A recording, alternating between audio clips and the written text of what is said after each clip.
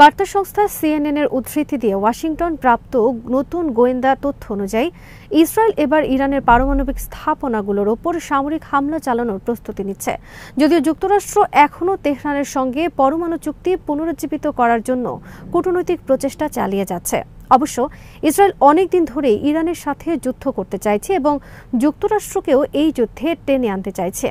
অন্যদিকে ইরান এই খবর ফাঁসের পর প্রতিক্রিয়ায় জানিয়েছে, যদি ইসরায়েল আসলেই এমন কোনো হামলা চালায় তাহলে এর দায় যুক্তরাষ্ট্রকেই নিতে হবে। আরও জানব এবারের প্রতিবেদনে।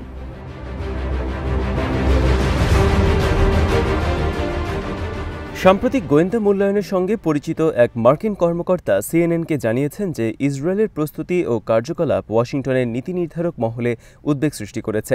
নাম প্রকাশে অনিচ্ছুক মার্কিন গোয়েন্দা তথ্যের সঙ্গে যুক্ত এমন একটি সূত্র বলেন, সাম্প্রতিক কয়েক মাসে ইরানের পারমাণবিক স্থাপনায় ইসরায়েলি হামলার সম্ভাবনা উল্লেখযোগ্যভাবে বেড়েছে।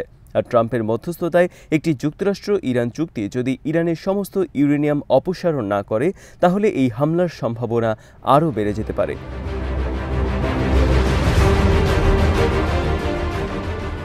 যদিও ইসরায়েল চলমান যুক্তরাষ্ট্র ও ইরানের মধ্যকার এই সংলাপের ব্যাপারে কোনো আগ্রহী ছিল না।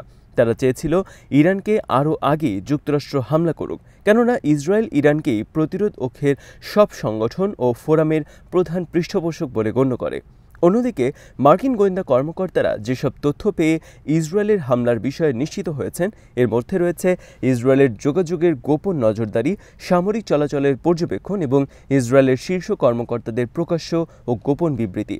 যদিও মার্কিন কর্মকর্তারা এই বিষয়ে বিভক্ত যে ইসরায়েল চূড়ান্তভাবে হামলা চালানোর সিদ্ধান্ত নিয়েছে কিনা, তথাপি বিভিন্ন ইঙ্গিত একটি আসন্ন সামরিক অভিযানের প্রস্তুতিরই আভাস দেয়।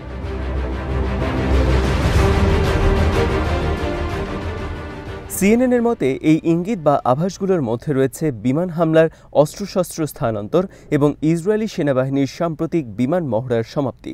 এরকম একটি পরিস্থিতি বিদ্যমান থাকা সত্ত্বেও গত সপ্তাহে প্রেসিডেন্ট ট্রাম্প ইরানের ব্যাপারে কূটনৈতিক প্রচেষ্টার সাফল্য নিয়ে আশাবাদ ব্যক্ত করেছেন এবং ইরানের ওপর কঠোর নিষেধাজ্ঞা বজায় রাখার প্রতিশ্রুতি পুনর্ব্যক্ত করেছেন।